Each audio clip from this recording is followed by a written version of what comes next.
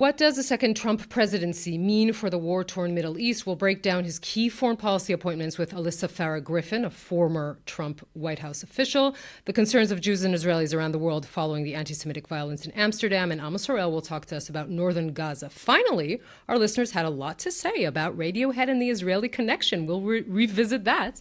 It's Unholy. I'm Yonit Levy of Channel 12 in Tel Aviv. And I'm Jonathan Friedland of The Guardian, now back in London. Unholy, 2 Jews on the news. Wow. There's a lot of news. So much. So much. It's the news tsunami. It is just huge amounts where you are, where we were. So much news. Seriously. Yeah. But before we get to all of that, yes, we have to say that Jonathan Friedland has added to his street creds, not only columnist, author, thriller writer, playwright, podcaster, of course, but now children's book author. Tell us about that. Well, it's lovely. It's a lovely thing, and because some people are watching this on YouTube, I'm going to hold up the cover there, if you can see that, because it's called King Winter's Birthday, and it has my name there on the front, but also Emily Sutton, who has beautifully illustrated this story that I wrote. No, it is a gorgeous thing. It's been beautifully illustrated and produced. And yeah, it was all sort of on my bucket list, actually, one day to write a story for children. Ever since I actually read stories to my own children, I thought this would be a nice thing to do. It's a very demanding readership because kids. You thought Jewish listeners is a demanding audience. No. If you don't hold their attention, they tell you very, very quickly.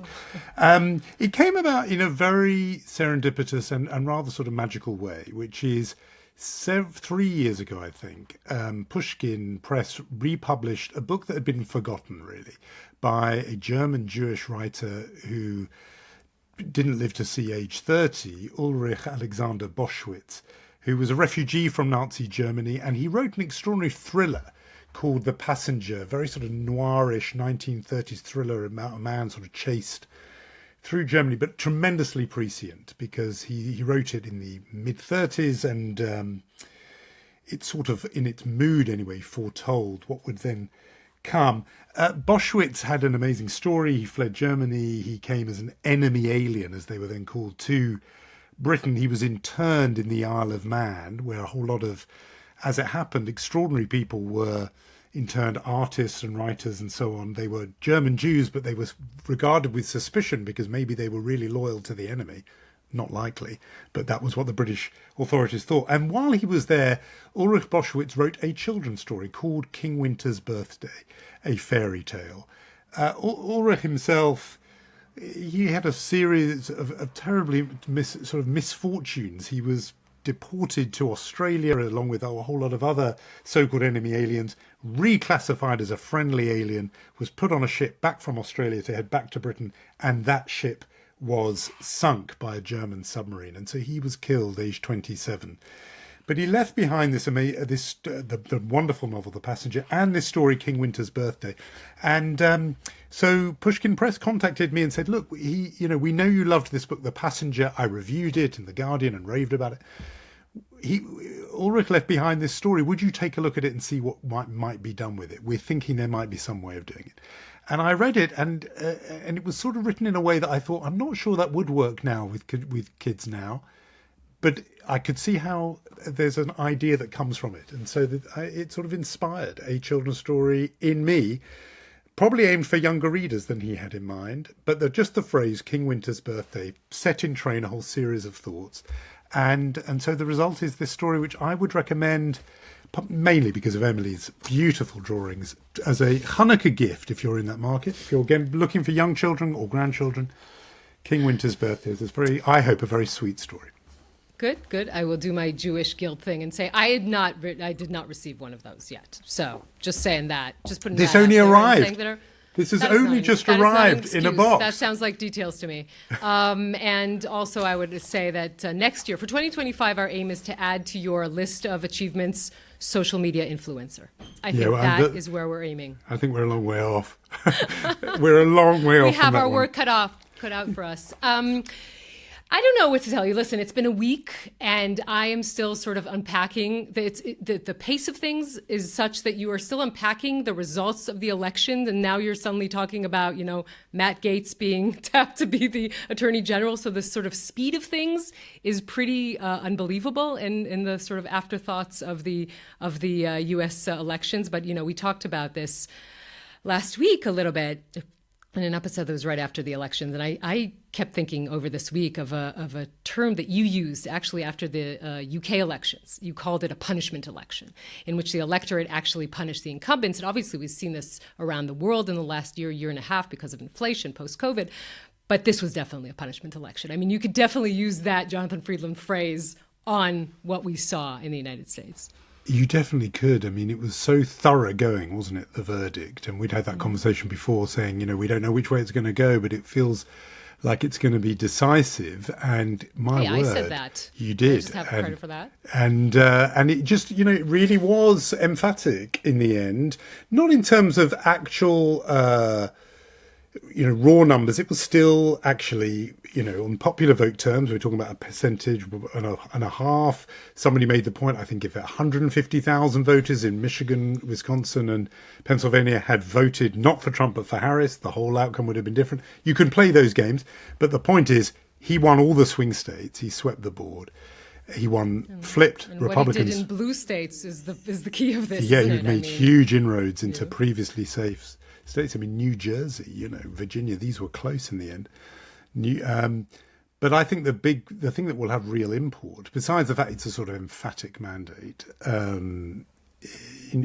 just in terms of their political system in the Electoral College, I think the knock-on effect, the big effect will be the fact that he took the Senate and just the day before you and I are now speaking, confirmation that Republicans have the House. It means he can get quite a lot done, and to hand over all, three sort of branches. I mean, and he's already more or less got the Supreme Court. So, I mean, it's two branches, Congress and the White House, and he's got nothing to fear really from the Supreme Court.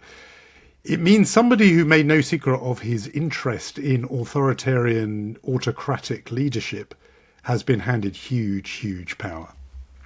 Yeah, well, it also means that the electorate and the voters knew exactly what they were voting for. It isn't a fluke. It isn't 2016. This is the Americans in large numbers knowing and listening and hearing everything he said and still choosing to vote for all kinds of reasons. We talked about this, and everyone has been talking about this, about the economy and about immigration and about things like that. When I look at, as an Israeli, first of all, and we will talk about this more, I think, with Alyssa, but also, the perfect alignment between the Israeli right and the American right and what that means. But also, when you see so many incumbent governments or incumbent leaders around the world paying the economic price of inflation. And of course, now everyone's very smart in hindsight, but of course, anyone who's the incumbent in the US or tainted by incumbency, like Kamala Harris was, paid the price for that. In Israel, that doesn't happen, right? Netanyahu isn't paying the price and never does pay the price for any financial woes. And the fact that there is a deficit here and it's going to grow because of the war, that is not going to be the issue that the elections, when they happen, they're scheduled for November 2026, are going to be about. It really is extraordinary to hear when we'll talk again about this, the appointments that the Trump administration has been making, but a lot of them are sounding not like Netanyahu, but actually like the far right parts of his government, right? Either Mike Huckabee or people like that, who's going to be the ambassador to Israel, and Pete Hegseth, that is going to be the Secretary of Defense, talking about building the third temple when he was here in 2018. So these are, things that we are going to talk about. I'm interested in where, if at all, this backfires. I don't see that happening right now. No, I think you notice some people thinking maybe this is really clutching at a shred of a straw, really, but thinking, is he doing this, Trump, so that he's got great cover with the pro-Israel community, particularly, and people always outside Israel make a huge fuss or make a mistake of reading the pro-Israel lobby or community as a synonym for Jews. No, in the United States, that group is largely evangelical Christians, and he's completely distilled that point in his appointment of an evangelical Christian as ambassador to Israel, Mike Huckabee. That's who he's thinking of then. But the clutching at straw argument is the idea that, okay, he's made them happy with this string of appointments. I mean, be off the charts ultra-Zionist appointments in the sense of a very particular right-wing form of Zionism that he's appointed. Does that then give him the space and cover if he eventually wants to do something like extend the Abraham Accords, normalization with Saudi Arabia, for which the price will be a Palestinian state? Will he be able to turn round to Netanyahu, to Israel, and to the Israel pressure groups, largely Christian, in America and say, look, you know how pro-Israel I am. I just appointed these guys, but now we've got to do this because this is the deal on the table. As I say, I think that is a very frayed and threadbare comfort blanket that some people are clinging to, in the idea that maybe Trump will somehow stand up to Netanyahu and this is just giving him the space to do it. I think at the moment, based on what we've got so far, you just read it for what it is. Take it at face value. This is going to be a hawkish, pro-Netanyahuist American administration. No wonder the Israel Prime Minister is walking around with a big smile on his face.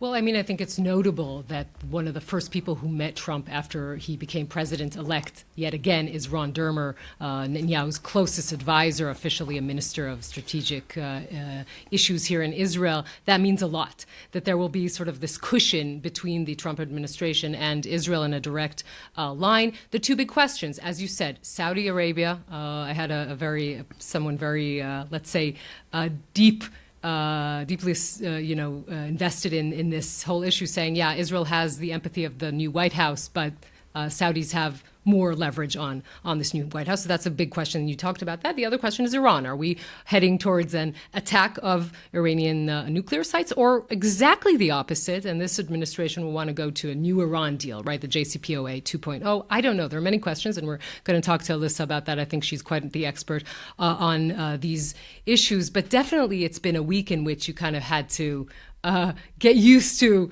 this news. I've had a few friends who really thought they were walking towards a Kamala Harris victory.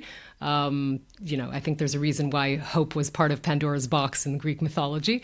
So I had to, try and explain to them that when you compare it to Israel, the American president has term limits and the United States still has a constitution. So that's, two things just to throw out there, thinking about that. Yeah, it's true that there's been a lot of American Jews will still be reeling in shock at what happened. We talked about it last week, but more or less most of them still line up with the Democrats, and a lot of them, for reasons unrelated to Israel, are very fearful of Donald Trump, this authoritarian who, not that long ago was hosting Nick Fuentes, a Holocaust-denying white supremacist, for dinner, brought there by Kanye West, another florid anti-Semite, who said we're going DEFCON 2 or whatever he said, DEFCON 1 on Jewish people. These are the people that Trump has been happy to associate with. You can see why Jews will be very fearful, and they did hope for something better, but obviously some, particularly in religious Jews, did line up with Trump. So there'll be a whole lot of different reactions. We'll get into. And some of them did line up because of what they were seeing the past year, right, of anti-Semitism on campus and other things, and the fact that Democrats weren't able in some parts of it to denounce this. And just saw a little bit of a shift. Yes, I was just on that. I was going to say, because you mentioned, I thought a completely fascinating point you made about how Netanyahu might be the one person in the world who bucks the anti-incumbency trend, because it is astonishing. It's 10 elections in democracies in 2024. All of them have ejected incumbent administrations around the world. Will Netanyahu be the one to buck that trend? And as you say, if he does, it won't just be for economic reasons. But I was just going to say there is a third leg to this stool in the United States. Yes, yes, the economy. Yes, immigration. The third is that basket of so-called cultural issues. And it's interesting who puts different emphasis on them. So you get some people saying, no, this was a throw the bums out election because grocery bills are too high. Some say that. And then you can listen to somebody like Sam Harris, podcaster, who thinks this was all about the Democrats' association with woke as a crude umbrella heading. And tons of things go into that category, whether it's calling Latino people Latinx, whether it's transgender issues, or whether it's partly Israel. And Israel not as a sort of substantive foreign policy issue, but rather the sort of the noise around it, the demonstrations on campuses and so on.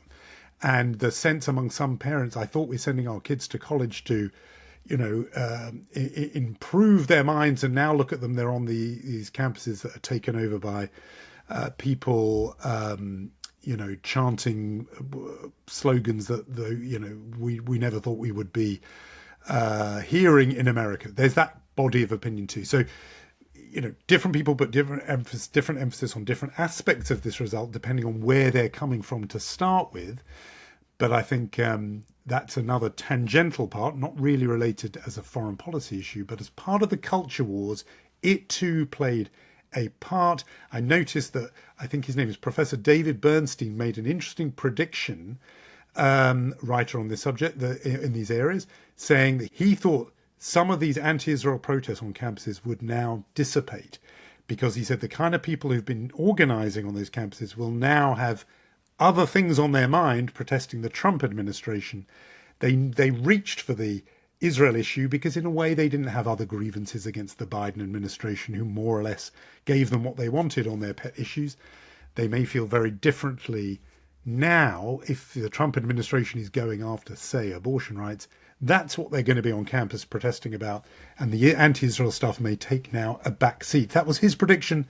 It's just yet another part of this fallout from the culture wars that this election and Jews and Israel were all part of. So obviously we have a lot to unpack with someone who was part of the first Trump administration and left and became a never Trumper. So let's talk to her.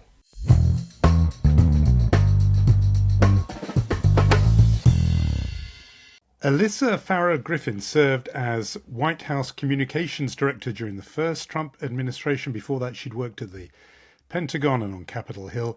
She is a co-host on the hugely popular daytime show The View, also contributor on CNN, and famously a never Trumper. Alyssa, thank you very much for coming back to Unholy and for talking to us. I'm just aware that a week more or less has passed since we realised what the outcome of the 2024 election is. You had said that about Donald Trump, like a lot of people who worked for Donald Trump, you said he was a danger and the most dangerous possible person to do that job. Here we are. He's got the job. He got the House, the Senate. He's got the full set. 1 week on, what are your thoughts about it all? Well, listen, the election results were not the ones that I wanted. I continue to have very serious concerns about how Donald Trump will govern in a second term, but I'm an American. I choose to be optimistic and think that our institutions are strong, the American people are, and our nation is. And to give folks a little bit of hope, because I think people can spiral one way or the other after an election, he's made some good appointments. Marco Rubio as Secretary of State is a serious, credentialed, qualified individual who believes in American leadership on the world stage. His national security advisor, Mike Waltz, is a very, very serious person. And there are many things, I will own this, that Donald Trump will do that will be good and great for this country. I maintain my concerns that there are some things that are concerning, but we'll get into that. I think from my perspective, America is strong, our institutions are strong, and we're going to get through this rocky 4 years ahead. So let's go dive into those appointments. On the one hand, really, as you say, there are people like Marco Rubio for Secretary of State. He has a very strong, position on Russia and Iran and China. On the other hand, you have, an isolationist like Tulsi Gabbard, the nomination discussed yesterday. How is that going to work together with someone who, criticized the assassination of Soleimani, for example? It just seems like it's going to be a weird, connection inside that administration. I think a lot of Americans felt whiplash when they heard some of the initial nominees, Secretary or soon-to-be Secretary Marco Rubio, and then someone like a Tulsi Gabbard, and even domestically Matt Gaetz for the Attorney General. There are frictions there, and I want to say, I both believe, and I know Donald Trump believes, you can have a healthy friction within a government. You can have people who have dramatically opposing viewpoints and make it work. But to me, Tulsi Gabbard is beyond the pale with regard to viewpoints that she's held, positions that she's espoused. This is somebody who refused to say that Bashar al-Assad was an adversary. She tried to essentially whitewash his crimes against his own people. And she has spread Russian disinformation at times, which either shows a stunning lack of judgment that she fell for it or something more dangerous. And I do have a lot of faith in the U.S. Senate, even with Republican leadership, that serious members will look at some of her past statements and associations, and it's not a given that she'll be confirmed as the director of our national intelligence. I mean, Israelis had plenty to cheer in these appointments. They would have been delighted by, Marco Rubio, actually, as Secretary of State, Mike Huckabee, former governor of Arkansas, evangelical Christian, for the ambassadorship. This is somebody who is very particular in terms of his alignment, not just with Israel, but with the right in Israel, saying, I don't use the term West Bank, I say Judea and Samaria. I don't see an occupation. Israel holds the title deeds to these lands. So, the Israeli right will be delighted. But I'm just wondering, because talk you're hearing among some of America's other allies, for example, about Tulsi Gabbard, is that the intelligence cooperation relationship is endangered now by this, because they will be fearful of sharing intelligence. You certainly hear that said here in London, where there's historically huge cooperation. I'm just thinking that Israel may love these sort of spokespeople, but are they going to want to even hand over intelligence, share intelligence, when the director of national intelligence is somebody who, as you said, went to see and sit with Bashar al-Assad? It's a great question, and it's something I'm kind of unpacking in real time as we learned of these nominations, because as someone who's been a vocal Trump critic, there are still a few areas that I fundamentally agree with him and think that he would have been better than a Kamala Harris and a Joe Biden. It's specifically on both Israel and deterrence with Iran. I think that he is more realistic about the threat of Iran and its proxies, and I think that he's willing to have a heavier hand in responding. And of course, domestically, Iranian proxies have attacked U.S. troops over 100 times since October 7th. This isn't just Israel's war that we're seeing with Hamas. We are also involved in it. And so one of the things that I was very comfortable with and in some ways relieved by with Trump winning is I do think he's going to take the Iran threat seriously. I think that's ingrained in him. I actually think he has a more realistic view of a terror state than some liberals in the United States do, who want to assume that everyone can be won over through diplomacy, and certain more radical elements simply can't. It's a strength that Donald Trump has. But on the flip side, I'm not confident that he understands the severity of some of these actors around him. I think to him, he sees Tulsi Gabbard as, she served in the U.S. military, she was a Democrat, and I made her a Republican. And to him, that's a badge of honor and somebody that he thinks would seem tough, and he really likes her. And she presents very well. She's a very articulate person. I don't think he recognizes how a lot of the world sees her. And I'm hoping that advisors close to him, I would hope that a Marco Rubio and others would get in his ear just to express how much concern she raises with our global partners. Because, as you mentioned, obviously, Israel is one of our closest intelligence partners, but all of Europe, and as well as our Five Eyes partners. And if there's any fear that sharing intelligence and collaborating with us means it could end up in the wrong hands or that it could be exploited, those communications lines are going to dry up. And I've heard a lot of genuine fear from career intel officials in the United States, specifically about her appointment. I want to pick up on the Iran thread. You said that he deals with it, or he considers this to be a serious threat. He has said during the campaign, famously when in his acceptance speech, that he wants to close wars, he doesn't want to start wars. He talked about, sanctions, specifically about Iran being deleterious for the American economy.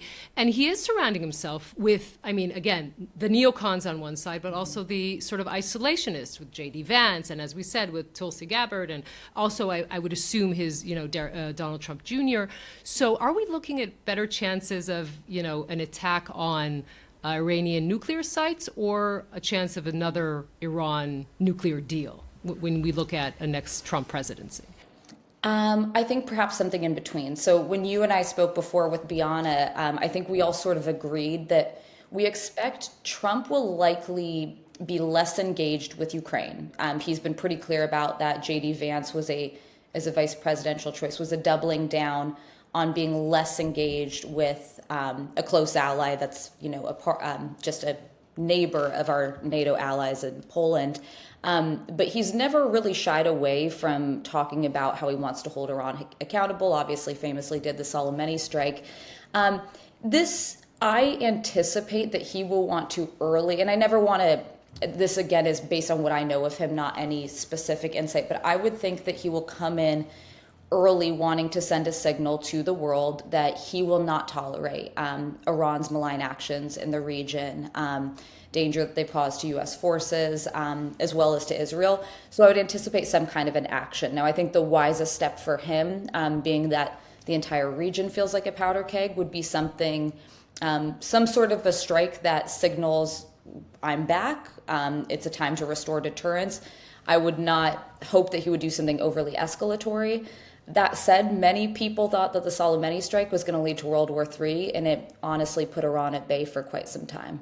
I mean, it's interesting, isn't it? In all these areas, there's data points for both cases. There's things he's done which point in one direction and in the other.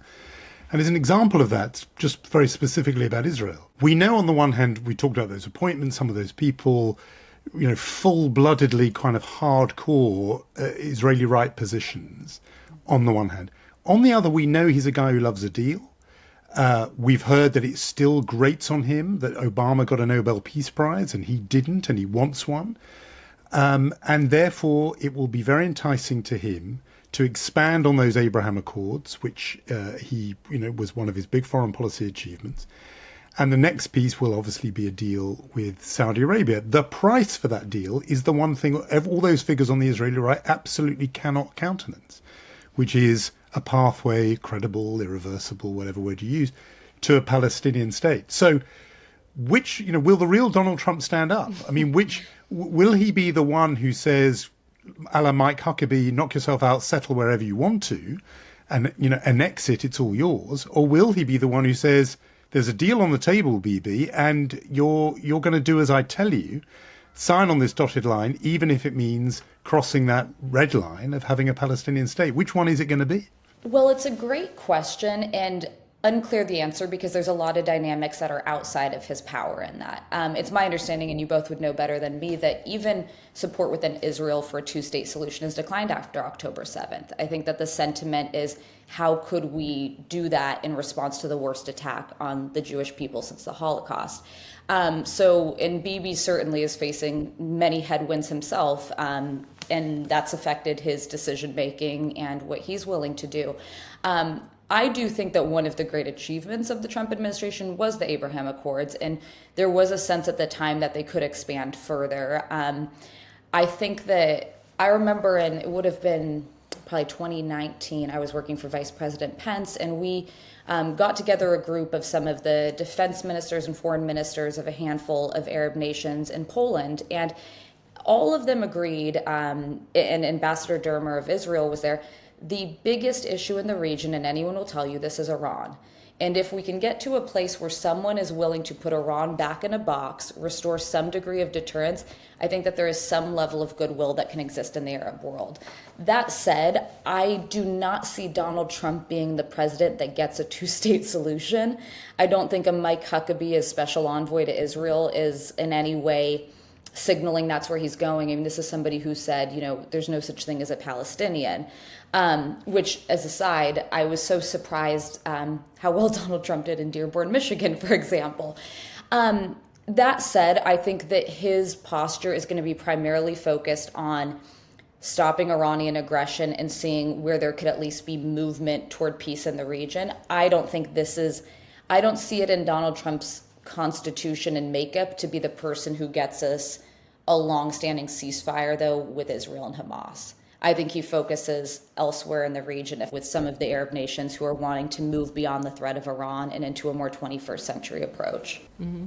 You mentioned Dearborn, Michigan. I'm just curious because Israel is watching closely whether or not Jared Kushner is still in that inner circle or not, and whether or not the question of the new father-in-law for Tiffany Trump, Mossad Bulus, is more in the circle. That is something that Israelis are watching pretty closely. What insight can you give us on that specifically? My initial understanding was that Jared was not heavily involved, and now it seems like he's very much back in the fold. And first, as someone who worked very closely with Jared Kushner, I believe he's absolutely a force for good in the Trump administration. Beyond the Middle East, I think he's a cooler head. I think he's a moderating force, and he is someone who does command both respect and influence over Donald Trump in a way that few people do. And the most recent things I've heard is that he is looking to have an advisory role. Now, it would be on the outside, but I would suspect he would have a much bigger influence than Tiffany Trump's father-in-law, though I know he was helpful in Michigan in getting votes. But Donald Trump loves to tout the Abraham Accords. He loves to, highlight the work that Jared was instrumental in. And my instinct is that he will be a bigger driving force in the Middle East. Just because you've been in there, you've been in the room, how this all works. I mean, Yonit's point about you've got these competing views, these tugs of war between different positions, isolationists rubbing shoulders with hawks, etc. We know that there is a sort of team of rivals thing that a lot of presidents do like, but this is a team of rats in a sack is what it looks like. I mean, people of completely different worldviews.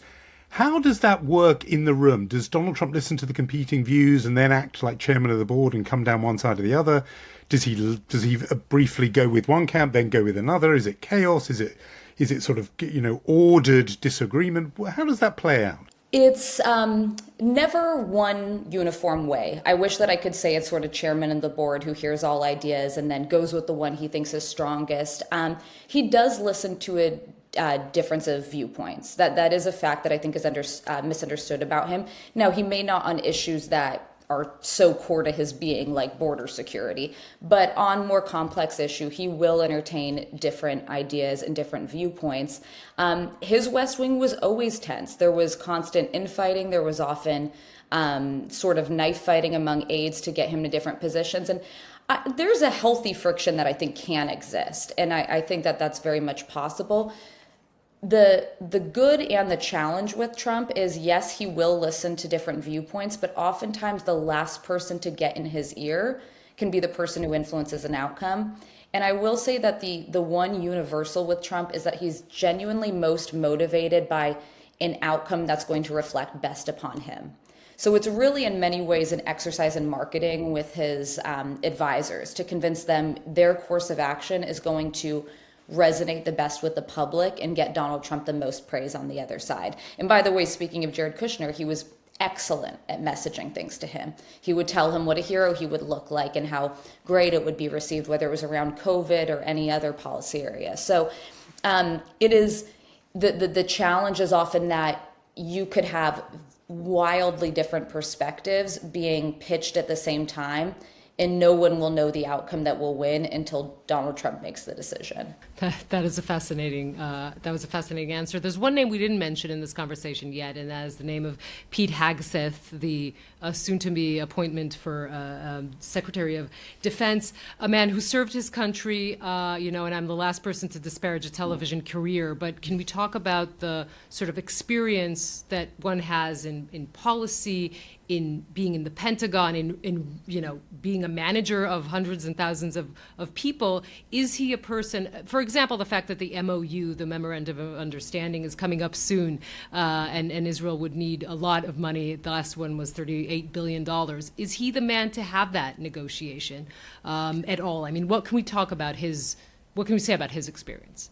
So he was the first appointment that I think really surprised people, and then it was completely eclipsed by Matt Gaetz and Tulsi Gabbard. But listen, Pete Hegseth is a veteran. He served our country, and he's actually done really important work for veterans.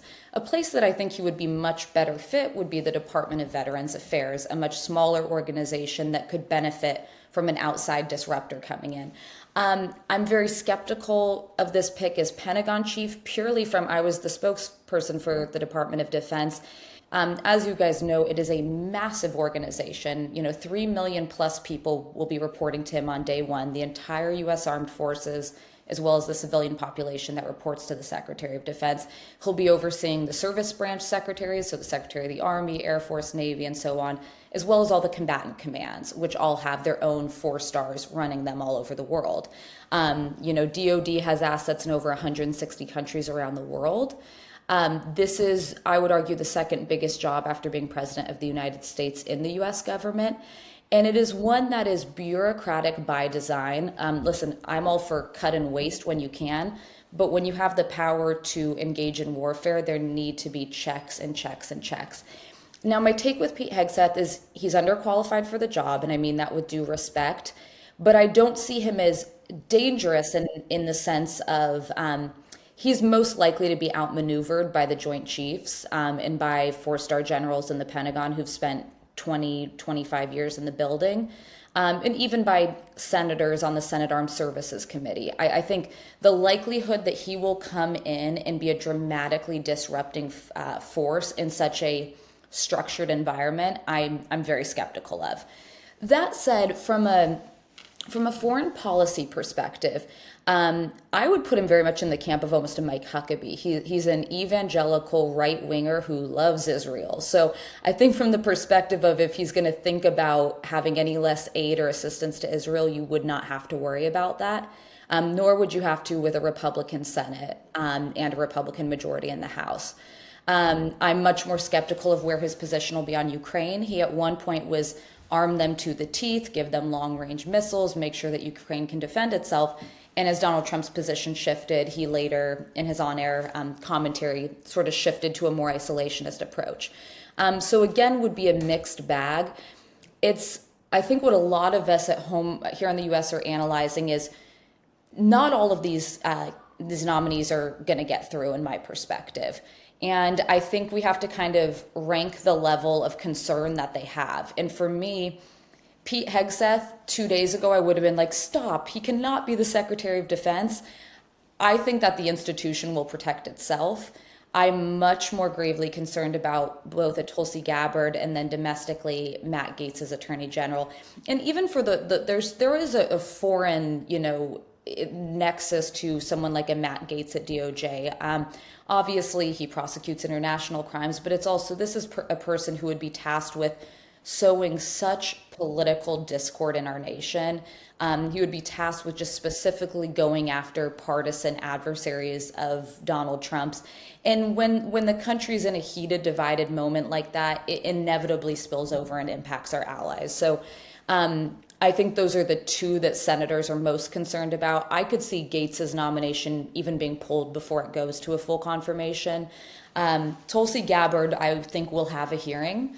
And I'm hoping that Senate Armed Services and Senate Intel members raise their concerns. I agree with you, but half me wonders how many defeats he can take. In other words, he can lose one nominee, but if it's 2 or 3, then it's a kind of loss of face issue. But I wanted to ask you, just perhaps this might have to be our last question, about a person who has been given a job, but not one of these sort of formal established cabinet positions, but we're told extremely powerful, possibly in the room at all of the job interviews for these appointments.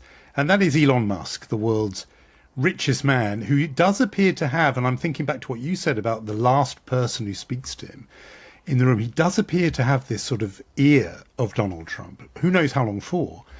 But we now need to know about the foreign policy of Elon Musk and where he's coming from. We have an idea about certain parts of the world, but in terms of the bit of the world that Yonit and I obsess over, what do we know about Elon Musk and his views of Israel, Iran, the Middle East, the Palestinians, and so on?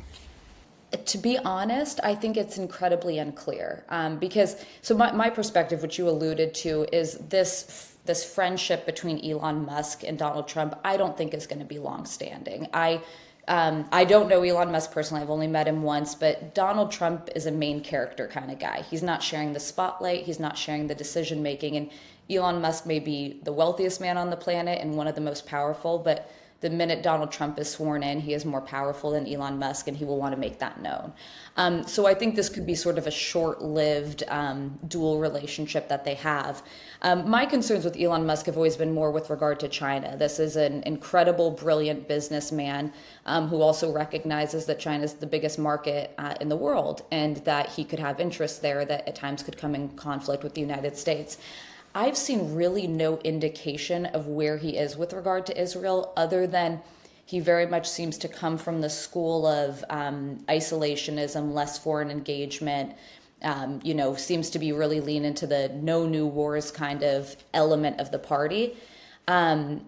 So that's an open question. I still think if you've got, with the makeup of the cabinet as it is, I cannot see a world in which Israel is left on the sidelines, whether it's a Marco Rubio, the Republican Senate, or even our new special envoy. But I'd be curious if he starts signaling, because he is so vocal on his X platform, where he is on some of these issues. So I think to conclude the conversation, we would say, don't be worried about Israel, be very worried about everything else. Honestly, that is the headline. The one bright spot on all my concerns for America right now are that we are not going to abandon Israel, and we're going to hold Iran accountable. Okay, well, at least there's a silver lining. Exactly. Alyssa Farah Griffin, thank you so much for joining us again on Unholy. It's fascinating to talk to you. Thanks so much for talking to us today.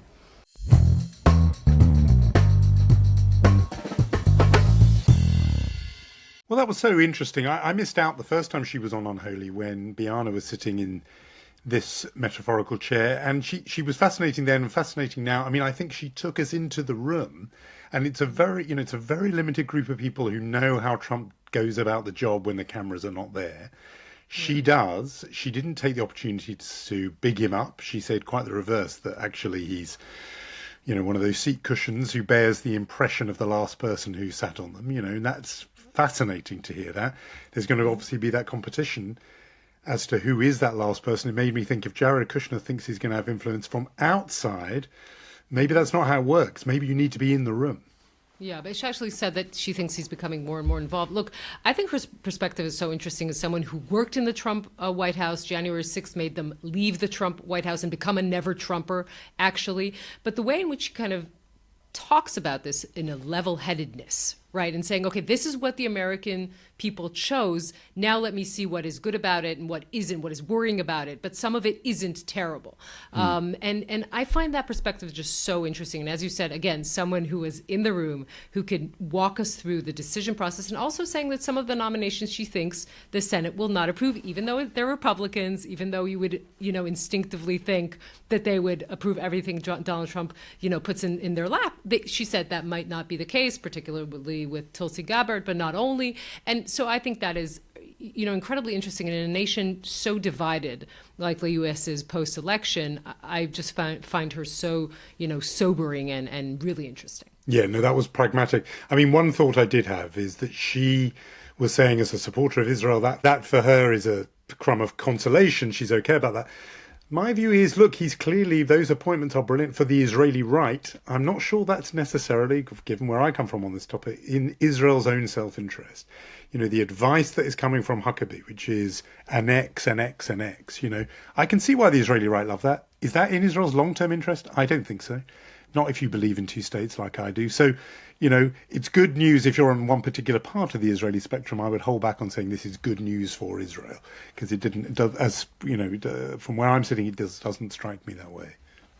Yeah, but I mean, I don't think we didn't go too deep inside the annexation story, but she did say she doesn't think, Donald Trump will be the person in which under his presidency, a two-state solution will be something that will happen very soon. But she did talk about Iran and him being tough on Iran. I think that's important to all Israelis, not only the people who are on the right. So again, we're really, glad that she came on. I think it's always a really smart perspective on what is going on.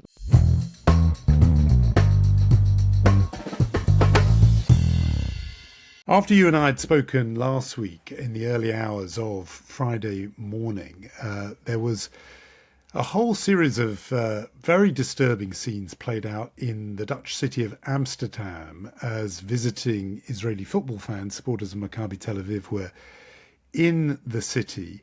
Everything that has happened, everything that did happen, has become the subject of furious and fierce debate, particularly online. Yet again, one of these classic examples of when, it reminded me of our conversation with David Baddiel and Jews Don't Count, when Jews are the victims of, violent attack, somehow it becomes a debate about what exactly happened. This is a classic example of that. Maccabi Tel Aviv fans were in the city for a big match against the Dutch club with a very long Jewish history, actually, the Dutch club of Ajax. Those fans behaved, we could just say as a preamble, badly. There were some scenes of them tearing down a Palestinian flag, chanting some horrible chants. This happens when football teams play each other. It's happened in many cases with other football clubs as well. What then followed was something, I think it's fair to say, of a rather different order. The phrase that was used in WhatsApp groups that were coordinating attacks was a Jodenjacht, if I'm pronouncing that word right, a Jew hunt, as opponents, and let's use just that very bland word, chased after first fans of the football club, but also anybody they felt matched their mental description of Israelis or even Jews. They found people, asked to check their passports. There were beatings. There was violence. There was, the word some used was that this was a pogrom. Others balked at that word because the state authorities were not, backing the attackers, which is what happens in a pogrom. Everything that happened since has been, as I said, furiously argued with a whole lot of people saying this was the Israeli fans who provoked it, and other people saying this was just outrageous act of anti-Semitic violence on the streets of Europe. The Dutch authorities, including the Prime Minister, weighed in on that second side and said this was anti-Semitism on the streets of Amsterdam, a city that was, of course, occupied by the Nazis, the city where Anne Frank was in hiding, a city with a long history. The battle that has raged about it and the battle that was on the streets itself, I think both tell us a huge amount about where we are. And the incredible thing is this violence continued into this week, long after the football fans had gone home, which slightly undermined the argument of those who were saying this was just a response to provocations by those football fans. But very, very ugly scenes in Amsterdam, and I think quite a lot to discuss. I mean, first of all, just the visual, right? The fact that this was organized and premeditated. People were being assaulted. They were beaten unconscious. They were run over by cars. There were mobs coming to hotels they thought Israelis were hiding in. This was so bad that Israel had to send 2 rescue planes to rescue its citizens from Amsterdam. So anyone still thinking that it has anything to do with the way that occasionally, football fans act in different places around the world, I mean, I can say a little bit about that. I would quote, you mentioned David Baddiel, and I thought in that regard he had a really interesting tweet this week. He wrote, "A lot of people on here," he means X, "feeling the need to insist that the throwing into canals, attempted stabbings, head stamping, and hunting down of Jews this week in Amsterdam was provoked by the bad behavior of Maccabi Tel Aviv fans. Well, good to know that in this instance, we're okay with disproportionate retaliatory violence." That was David Baddiel's words. Look, the thing that first of all, we have to say we're talking on Thursday. The big test to this will be tonight, the France-Israel game, and to sort of realize if what happened in Amsterdam was a one-off violent event or something much more deeply disturbing. What happened in Amsterdam was deeply disturbing enough. I, personally think that what you need here is really draconian sentences against the people who organized this, or this will become an example for other places. There's also fears about the full moon party in Thailand that a lot of Israelis go to. This is becoming an issue for Israelis around the world, and I think for Jews as well, because this, as you said, was, in the words of the people who perpetrated it, a Jew hunt. And I think that is what is really frightening. Because, this is not something that is in any way under the category of just post-game violence. It is something else entirely. Yeah, I think with these things, it so often goes into these binaries where each side wants to say the other side, their side, is entirely blameless. I don't think you need to do that in this case at all. I think you can absolutely hold in your head that some of what the Israeli fans did was ugly and grotesque. I mean, some of the chants they were chanting about celebrating Palestinian deaths, stupid to tear down a flag, stupid to, but more than stupid, wrong to attack a taxi. You can hold that in your head and say this response, and maybe it wasn't even a response. I was going to say, maybe it wasn't even a response if it was planned in advance. And I think some of what's coming out of this kind of police inquiry suggests this was already going to happen. You don't have, in other words, it's like a thing that I think people often have about anti-Semitism. They feel as if the Jews have to be blameless saints, otherwise they can't claim it was anti-Semitism. And Jews don't need to go into that position. Jews are people. They behave badly sometimes. It doesn't mean it's fair game for this to happen. You don't need the victims of anti-Semitism to be saints for them still to be victims of anti-Semitism. That's my point. And I think it does, this must raise, if you are part of, and I'm not sure how many listeners we have in this category, but if you are part of the Palestine Solidarity Movement, you do need to sort of begin to ask yourself, how rigorously is the line between what you would want to call anti-Zionism or anti-Israel protest and anti-Semitism being policed if people are marauding on the streets and using in their own WhatsApp groups the term Jew hunt? Are you content to keep saying, no, our issue is only with Israel, if this is how it manifests itself? And you're completely right that Israelis are now worried about where they can travel and where they can be and whether they can show their face in Europe and outside Israel. Can they speak Hebrew when they're on public transport? Can they be identified as Israeli? And that manifests itself in ways that do not stay sealed in a box. They spill out here in the most ugly and violent way. But we talked a couple of weeks back about this sort of quiet boycotting that's going on, where no one calls it officially that, but Jewish film festivals and other things find suddenly that the doors are closed to them.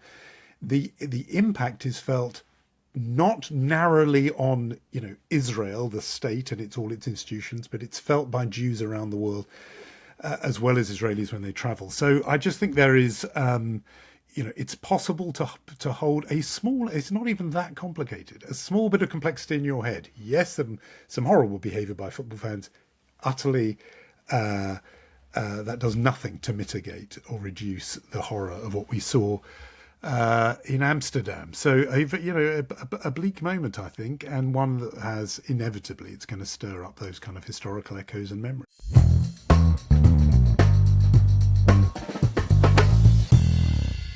The war in Gaza has passed the 400-day mark. It's been a while since we checked in on what was happening on the ground there, and who better to do that with than Amos Harel, who is the military affairs analyst for Riots, hugely admired inside and outside Israel, and a cherished friend of this podcast. Amos, thank you for talking to us today. Thanks for inviting me. So first of all, where are we? As I said, it passed the 400-day mark. Where would you say we are vis-a-vis the war in Gaza? Stuck and waiting for Trump. Look, it's been a very long war. Some people began calling it the forever war by now. This may have been Benjamin Netanyahu's intention. I'm not sure if all along, but as gradually as things evolved, it may be the better option from the Prime Minister's point of view to continue this war without a deadline. I'm not sure there's an end game in sight.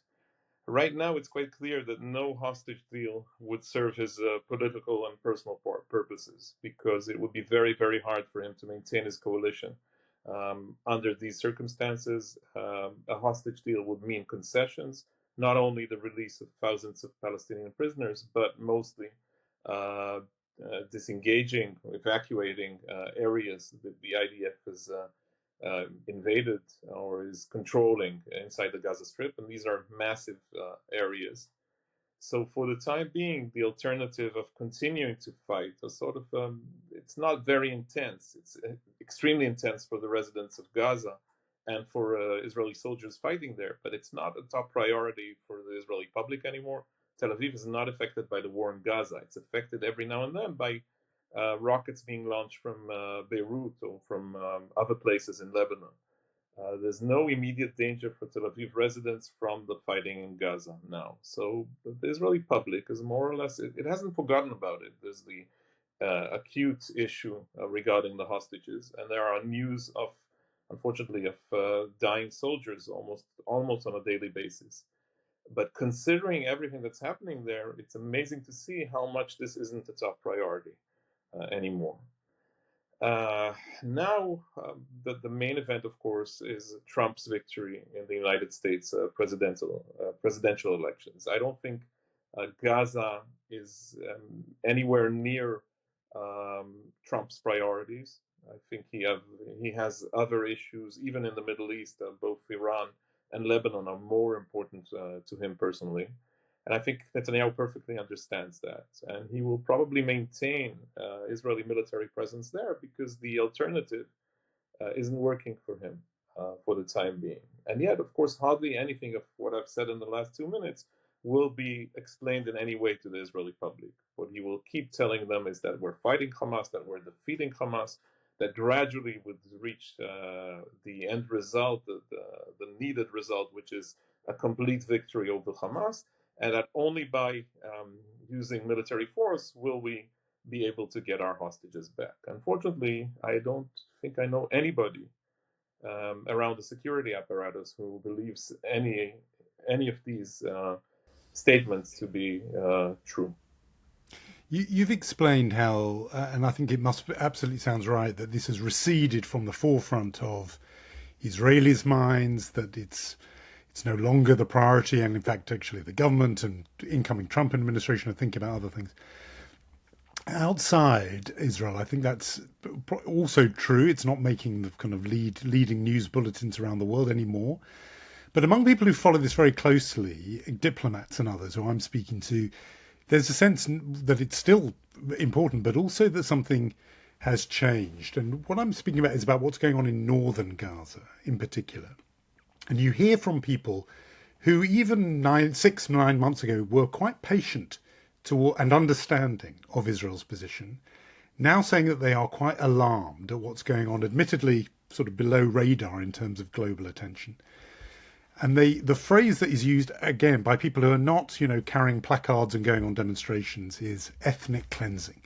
That there is something going on in the north of Gaza, the area being emptied out of its population. And a couple of things that, are seized on, I just wanted to hear what you make of them, was this senior IDF officer, later identified by foreign media as Brigadier General Itzik Cohen, saying there is no intention of allowing the residents of the northern Gaza Strip to return to their homes.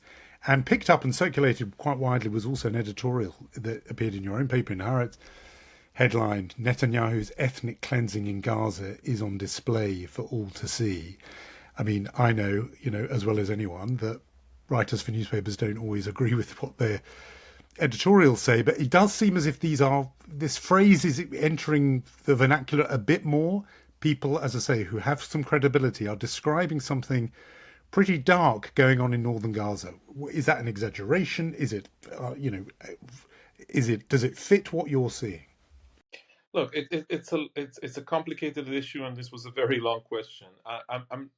I'm still trying to understand the situation myself.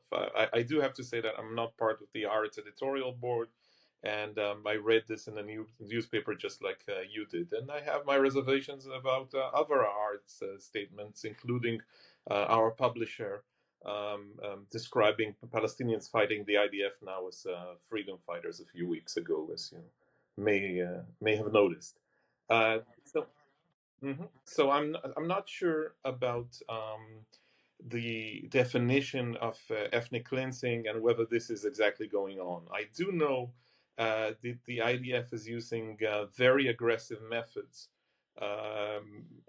acting in northern Gaza, And I'm aware of what was known as the General's Plan, led by Reserve General, retired General Gio Island a few months back. Now, whenever you ask the IDF, they say, we don't know of the General's Plan. It has nothing to do with us. We have our own operational procedures and so on.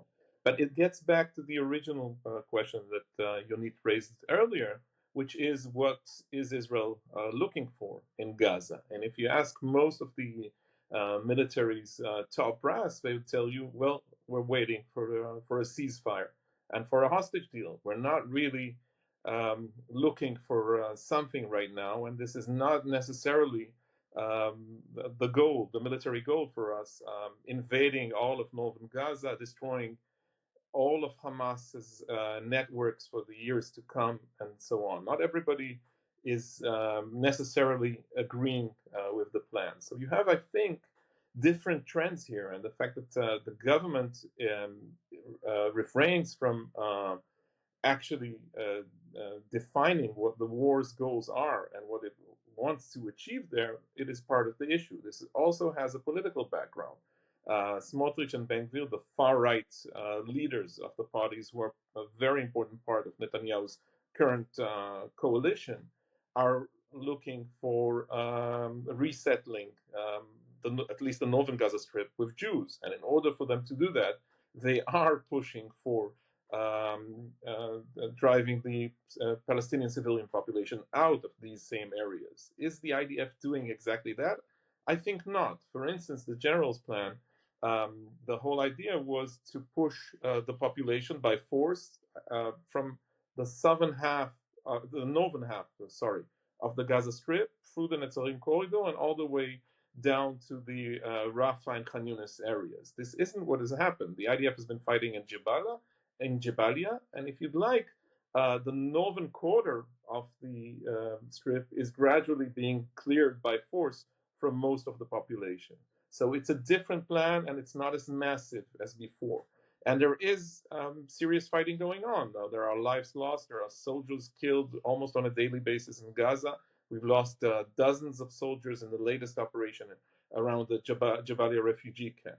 And yet, I have to suspect that behind this, at least some of the people who are making those plans, whether it's officers in the Southern Command or the people around Netanyahu, or especially Bezalel Smotrich, are actually looking for something which is, in my view, more sinister, meaning reoccupation of the northern Gaza Strip, meaning the establishment of settlements, and so on. I'm not sure that it would go in that direction. I think that even if you look at the latest statements made by people like Smotrich and Struk, another minister from his party, I think that they are perhaps aware. It may be wishful thinking on my part, but my sense is that they may be thinking that they took 2 steps too far with this, and that they need to take 1 step back because the public does not support them on this issue. One general I spoke to gave me another description of what was going on. He said this is a form of organized chaos. What the army is searching for is chaos in the northern part. It takes control of different paths or routes around the northern Gaza Strip, dividing it into sorts of pockets of Hamas control. It won't prevent humanitarian convoys from entering because the international community will not agree with that. So the food and the necessary equipment would be gradually moved to those enclaves.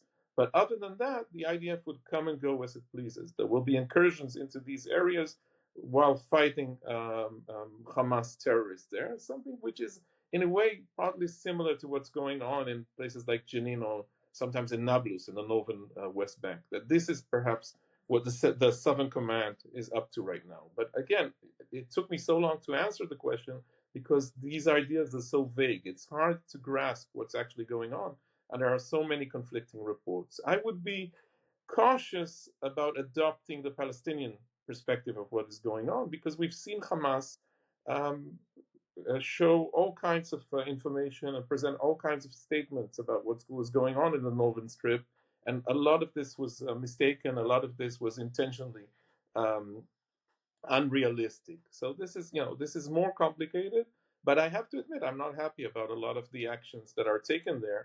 I'm also worried about rules of engagement. I think the fact that Israeli soldiers have been fighting there for 13 months, and I think the fact that we've experienced those terrible atrocities from Hamas since October 7th, I think it has affected our reaction. And the IDF's stated core values are harder to follow under these circumstances, considering everything that has happened.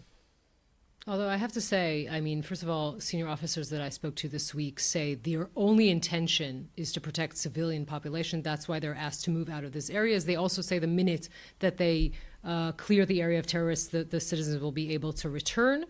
And, you know this better than I do, that the military does conduct pretty in-depth investigations if there are issues in which civilians are killed. But I'm kind of interested in asking a general question. I mean, we are, as you say, a year and a month into this. Is Hamas defeated in the way that Israel can end the war? It's not defeated as a popular political force. It's not extremely popular.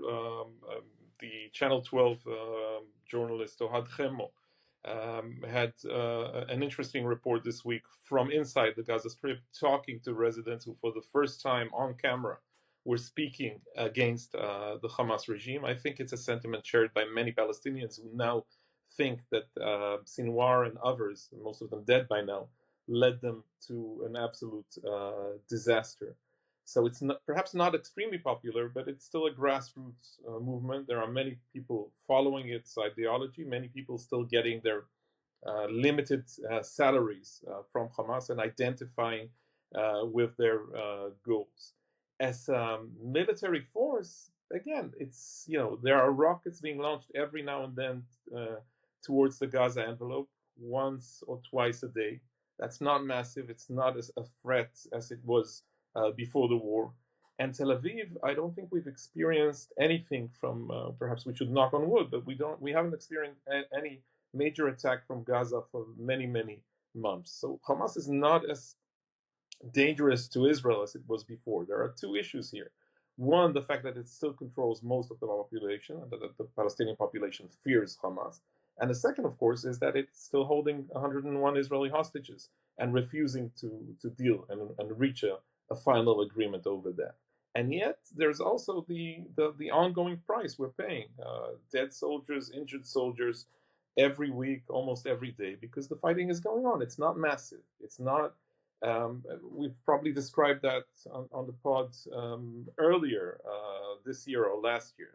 In the beginning, once the IDF entered Gaza, there were battles between Hamas platoons, sometimes even Hamas companies, or even something similar to battalions were trying to fight the IDF. Now it's more about small cells, small groups of people, perhaps armed with an AK-47 or an RPG, launching very small attacks using sniper fire or explosives against a certain Israeli tank or a certain Israeli platoon entering a building in Jabalia or in Rafah. It's not similar to what we've encountered before, but the price is still there to pay.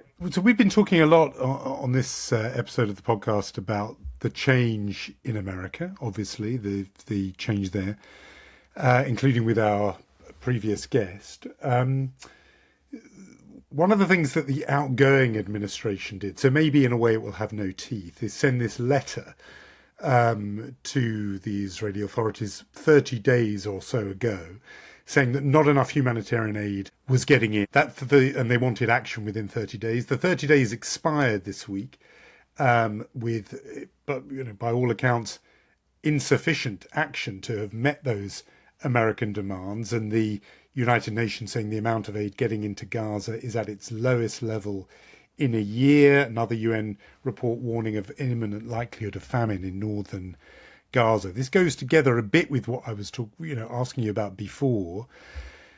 I mean, you touched on it in something you wrote this week, saying that that Netanyahu had actually ordered secretly the IDF to make sure more aid trucks went in, and that the IDF was incapable of providing aid to that level. Now, again, this is one of the things that gets huge international attention, the amount of aid getting in, even if it's off the radar in other places. But what's your sense of that? Because I think it goes together with what we were talking about earlier to create the impression I was describing.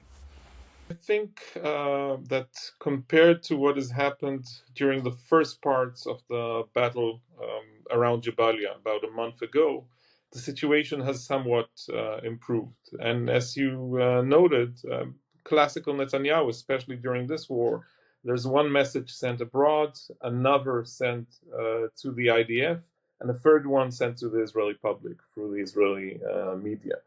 And this has happened all through the war, while Netanyahu and other ministers, such as Katz and Gallant, were promising that Israel would not allow anything to get in to Gaza. Very quickly, the reality on the ground was different because of American intervention and American demands.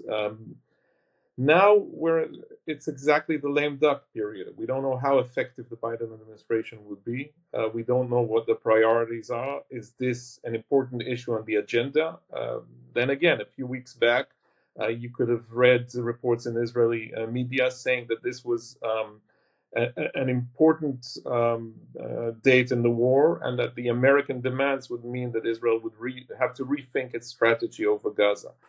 We don't hear that anymore, and of course, Trump himself is already involved in making the policy. And I'm not sure that the Democrats are ready to battle Trump over this in the next 2 months or so. There were all kinds of assessments that perhaps the current administration would not veto an anti-Israeli decision at the Security Council. We haven't heard anything of this sort in recent days. We'll just have to wait and see.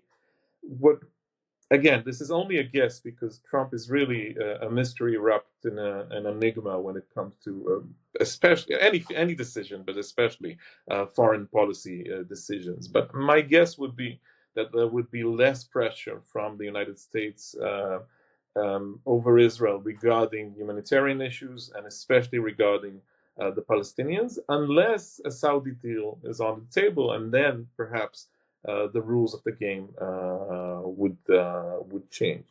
But I'm not sure how aware of this you are, Jonathan, but in the last few days, the settlers and the extreme right and even the Netanyahu supporters on Israeli media are euphoric over Trump's decisions, while I assume a lot of people, reports of the new DNI, for instance, makes them shudder. In Israel, this is good news, and it doesn't matter if these people are against vaccines or are COVID deniers or whatever. For them, the fact that people like Mike Huckabee are supporting Israeli settlements everywhere, that the new the man Trump wants to appoint to defense minister wanted as a Fox News analyst, wanted Israelis to put Hamas terrorists in body bags, as he put it. This is something that makes a lot of people on the Israeli right very, very happy, and many of them tend to forget, that the outcome from the Trump era was quite different, even for Israel. And I think that the point or the exact event I think we should recall is the deal of the century. You remember that weekend in which one camp around Trump was saying sovereignty now, that Sunday Israel could annex the settlements in the West Bank, while the other camp, led by Kushner, said, no way, this is not going to happen. And in the end, Kushner beat Friedman over this, and Trump went in the opposite direction the settlers were expecting. So again, it remains to be seen. It's very, very hard to tell where this is going. Yeah, on the politics, completely right. I just was keen to hear your view of on the ground. Are those reports that say the aid has not got through according to the original demands of 30 days ago, is that right? Is your impression of aid not getting through? It's getting through in a better way than it did a month ago. It it's not as successful as the Americans would have hoped. And a lot of this has to do with this chaos, the anarchy, or perhaps to use another phrase, the fauda going on inside Gaza. The fact that there are so many gangs there involved, a lot of bloodshed over trucks and over looting of trucks, that Hamas itself is using this as a source of pressure over the population. If you're identified with Hamas, you'll get the food. If not, maybe not. This is the current very, very ugly reality inside the northern Gaza Strip, and of course Israel is partly to blame for that. Can we zoom out for a minute? We were talking about the Trump administration and the changing the rules of the game, and there's a lot more that we don't know than we do. But what is the assessment of the defense echelon generally? Because Trump said he wants to end the war. He meant Lebanon, he meant Gaza. Is that a possibility? I mean, obviously there's a hypothetical possibility that he says to Netanyahu, end the war in Gaza, right? And Netanyahu has no leverage over Trump like he had over a Democrat in the White House, and end Lebanon, which does seem like it is ending in any case in the next couple of weeks. Correct me if I'm wrong. And then is that sort of a possibility that those two wars end in the next? So I'd make the distinction between Lebanon and Gaza and divide the answer to two. Lebanon, it's not over yet. In fact, the fighting is increasing right now because the IDF is gradually moving towards what is known as the second line of villages, more than 5 kilometers north of the Israeli border. It hasn't gone all the way. It's not a full-scale incursion, but the fighting you're hearing in the last 2 days, the reports of fighting and casualties, have to do with the fact that the IDF is gradually entering new Shiite villages. And of course, there are still Hezbollah strongholds there. They're not going all the way to the Litani River. There's no decision made to occupy all of these villages, but they're gradually taking a few steps ahead. It's true that even in his victory speech, Trump talked of ending wars. He has new in-laws who are invested in this personally as Lebanese citizens, and he would like to achieve something over this, whether it's a full-scale ceasefire or to show some improvement. And of course, as usual, he would like to demand and accept credit for that. There's a report in the Washington Post this morning saying that Minister Dermer was in Washington and that he presented some kind of a plan as Israeli gift, it was described, to Trump as he enters office. So we'll have to see, but I think I'm slightly more optimistic about the chances of ending the war there. Gaza is more complicated. As you said, at least psychologically, Netanyahu doesn't have a lot of leeway when he talks to Trump. It's very different than his situation with Obama and especially Biden. The hostage problem is a huge one. There are still American hostages among the 101 people held by Hamas. But would Trump and his team, would they like to focus on this and pressure forward in order to reach a deal? Is that immediately possible? I don't know. In the long run, yes, he has no interest in ongoing wars in the Middle East, and he's all about business. And I think that he would try at least to encourage some kind of negotiations over a new normalization deal between Israel and Saudi Arabia. And of course, the fact that Biden has failed to do that makes it even more tempting for Trump. But we're not there yet. I think the war would go on. And again, we have to remember that this is Netanyahu's interest for domestic reasons, be it his attempt to avoid elections. The opposition, of course, wants elections as quickly as possible. His attempt to avoid an investigative committee regarding the huge failures that led to October 7th. And also, one attempt that has failed, he didn't want to become a witness in his trial early December, but his attempt to postpone that failed yesterday at the Jerusalem court. Such an interesting point about the gift. And do they consider the best day to give the gift is when he's sworn into office on January the 20th, or do they do it as an advance, an early inauguration gift? But that's one of the questions we'll be following. For now, Amos Harel, thank you so much for coming back to Unholy. Thank you.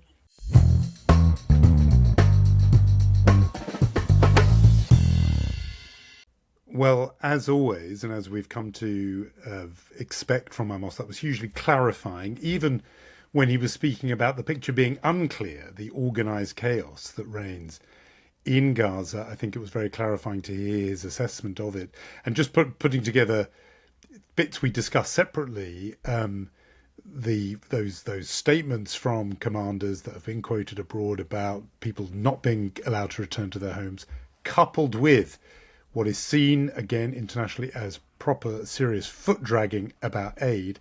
And then the third element, which is one he mentioned, which is the very first, and he's done some very interesting reporting on it, the sort of embryonic efforts at resettlement, with a few groups sort of pushing at the envelope there to begin, Jewish groups to begin talk of settling in Gaza. And I can see, having had that conversation, how people are putting different pieces of the puzzle together to get that picture. He is obviously more sanguine and cautious about that conclusion. I found that very illuminating. Yeah, he's not the only one more cautious about that conclusion. And of course, if you're ready to believe the worst about Israel, then that is I think the terms you would use. I have to say, again, having long conversations about this with senior officers this week and looking at how Israel investigates really in depth. I said that in the conversation, but I think I should stress it again. I don't think people realize how in every story, for example, the story in Bet Laya, where the reports coming out from the Hamas Ministry of Health were of 100 dead, what Israel goes through and how these things are investigated at the top level when these things happen. So I think that is an important thing to say. And Amos's voice is always a sobering one, and I always feel like he makes us smarter. I also really appreciate the points where he says, listen, I don't know enough.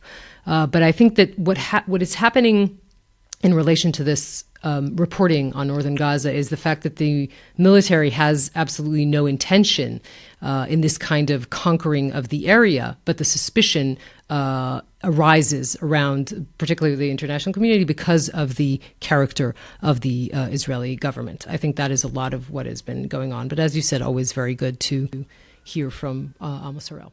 Yeah, no, the politics of this are absolutely germane. I think also, a military officer saying on the record the people of northern Gaza are not going to be returning to their homes. It's no wonder that people then draw the conclusions that they have been drawing. But as we heard, there's some contradictory or signs to the contrary as well.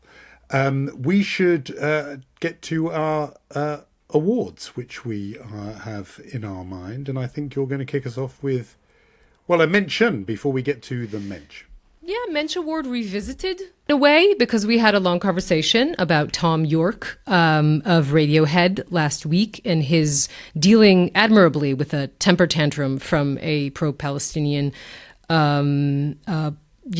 protester in the middle of a Radiohead concert in Australia, I believe. And we talked about, how elegantly he dealt with it. And also you mentioned, I believe, the connection that Radiohead have always had with Israel. So we have gotten a lot of mail from people expanding on this that we wanted to mention, because I think it's interesting. At least it was interesting to us. Emails you received from Eitan Epstein noting that, first of all, Johnny Greenwood, who's the lead guitarist of Radiohead, is married to an Israeli visual artist. They have 3 children who have been raised as Jews. They have actually Israeli names, if I'm not mistaken. That was also in the email, Tamir, Omri, Zohar.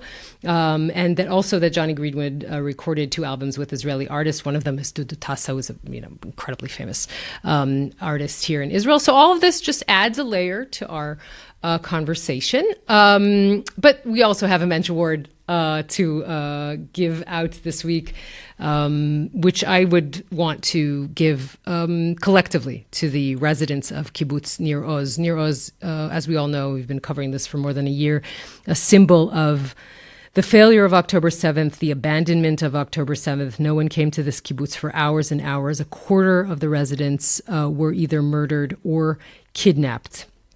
And they decided this week in a vote to rebuild the community. They said that victory for them means the return of the hostages and the reconstruction of the kibbutz. They have been living, most of them, in the city of Kiryat Gat, and they've decided with all of the just imagine the sort of pain and the unimaginable pain, really, of walking through this kibbutz again. But they have decided to move back and to rebuild and to try and, live there again. I think that is admirable, more than admirable, really. A very worthy winner. I mean, one of the memories that absolutely stayed with me of just that visit I made to some of the kibbutzim straight afterwards was the conversations they were having, even in the immediate weeks after October the 7th. When do we go back? How do we go back? Can we go back? And I actually sat in at one of the sort of general meetings of one of those kibbutzim where they were having a very animated debate about that. So it's a vexed and difficult, painful question, and absolutely a right nomination for the community of Nir Oz, and indeed for the others that are wrestling with that question. We have a Chuzpah award to give out, as I think everyone would expect.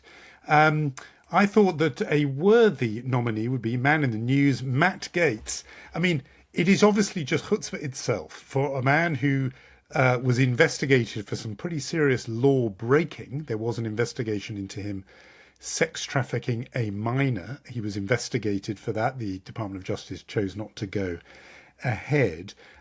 Him being the senior law officer of the United States, or nominated for that role, is already a bit of a chutzpah of a choice. But no, he has a specific record of chutzpah in our bit of the forest, which is that back in 2018 he invited a Holocaust denier to attend the annual State of the Union address.